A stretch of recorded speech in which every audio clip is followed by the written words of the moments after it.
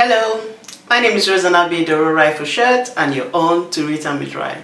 You're welcome to this week's episode. So we're accumulating the whole series on how to make the best use of your sit-at-home order.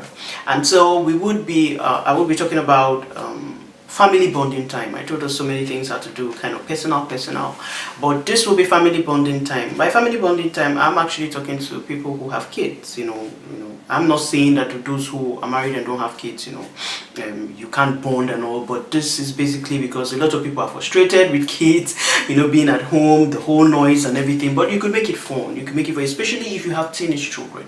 Now, let me start with those who have little kids like mine, maybe 5 years and below.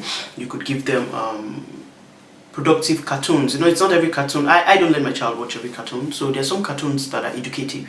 There's some cartoons where they could either learn how to add maths or learn spellings or learn about certain characters. There for those who are believers to that Bible cartoons too, so you could watch what cartoons they watch, and then of course those who they could learn how to start writing, or if they already know how to start writing, they could improve on it and all.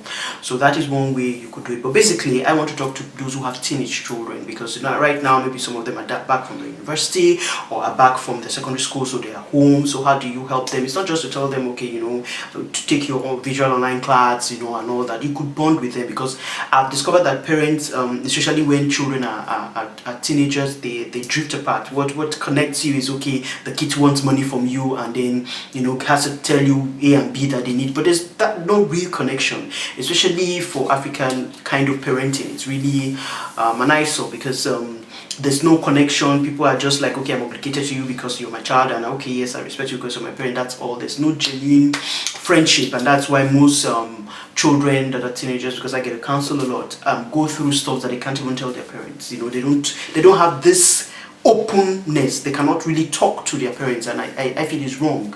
So the best way you can work on that is this quarantine period, and that's how when I was growing up, at home, my late parents, we used to have what we call a meeting.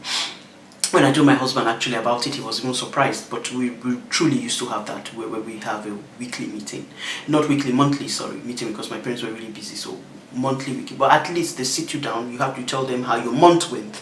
You tell them what your fears are, you tell them what at school, how you're doing, or if you have some issues or what you don't like or something. In fact, they got us involved even to the nitty-gritty of the house. Okay, they wanted to paint some color. We didn't feel like, I don't know how to explain it, people who were not relevant in the house, who just woke up and things were happening. Of course, there were certain decisions that were not our business. Of course, like I had both of them lived their life, or their marital relationship, or maybe their businesses, money and all that. That's not what I'm talking about. I'm talking about like making other members of the family feel like members of the family. You should involve them in some things. And of course, when they've grown to a certain age, of course, I started knowing certain things about my parents' finances when I came of age. So you should also be able to tell your children about that. Don't just see them as people who all that you consider them is reading their book. And that is why, God forbid, nobody's planning for you to die. But when you now die and everything, people just toss them left, right and center, because you really haven't told them who you really were.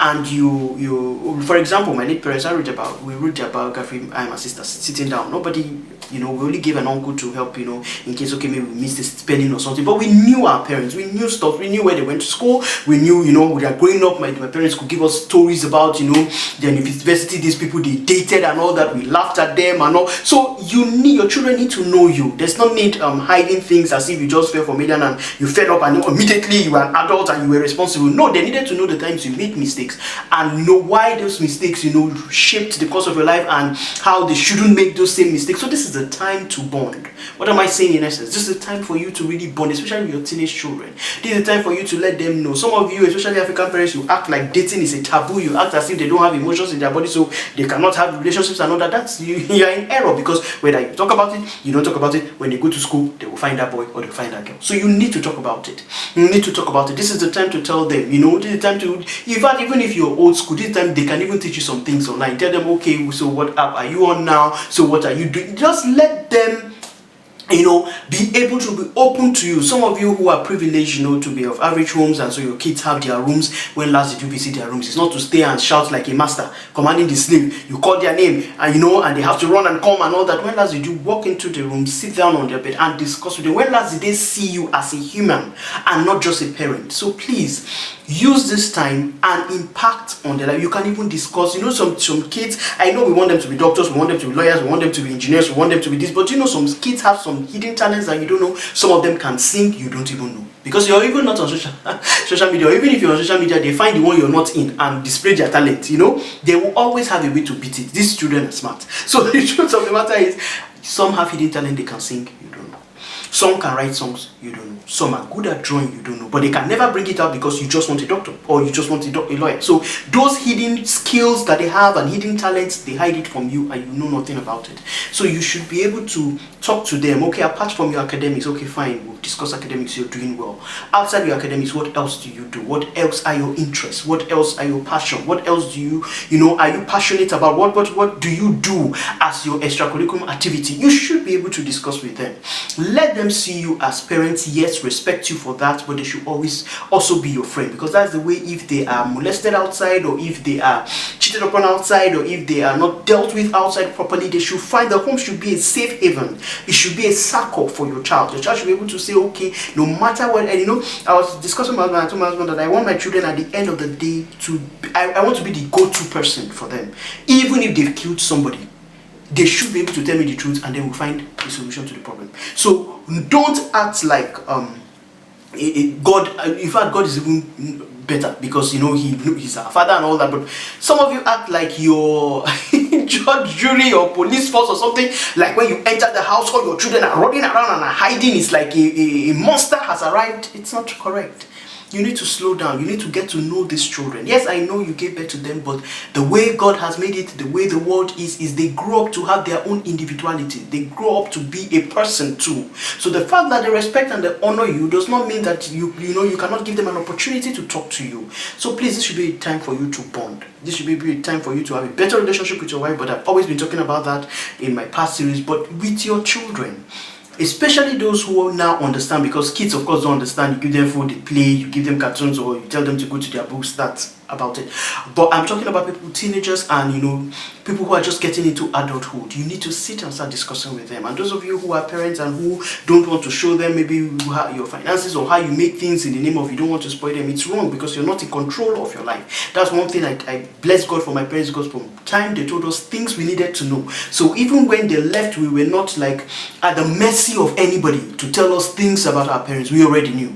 So it's good for you to be able to discuss with them, especially when they are both 21, and let them know certain things about you, because that is why you are a parent. And I want to believe that the reason why you're a parent and what gives you joy is that your kids are better than you are. And the only way your kids are going to be better than you are is when you tell them all the mistakes and pitfalls. Most of the things you even quarrel and say this child is stubborn, is not listening to me, is because they haven't seen it from your perspective. They haven't seen it from your side. You are just imposing it on them. Most of the time, when they know that this is what you did, and the danger it brought to you, or the harm it brought to you, and how maybe God helped you, and you were able to correct it, and you're telling them not to make such mistakes, they will even appreciate you the more. Most parents, when they are gone, the only thing the children remember is the time they talked about maybe fees, or the time they were forcing them, for those who are religious, to go to church or something. There's really no bond, really no connection, really no discussion about their life, their passion, how their tomorrow will be. There's nothing like that. So this is the time. You're at home now. You're not in any business meeting. You're not in one boardroom meeting. Let that meeting, that boardroom meeting, be in your child's room. Or if you have a dining, I don't know how your house is, but find a place that they can be comfortable to bear it out.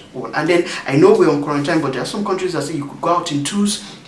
I don't know how many kids you have, but you could pick it one by one, because you really need to know them individually. Don't generalize, don't assume. So you could say, okay, maybe the first daughter or the first son or somebody, okay, could come with you to maybe go buy fuel or go check something or take a walk. With that, you can commune with them, you can communicate with them, you can discuss, and they can be able, gradually to break the wall that they have put around themselves, and you can get through to them, and in the long run, make them better for the society. Because you see, when a child is trained properly from the home, the society is for the better. So see you next Thursday as we discuss on Read and We Try. You can connect with me on all my social media platforms. They're on your screen now. Bye.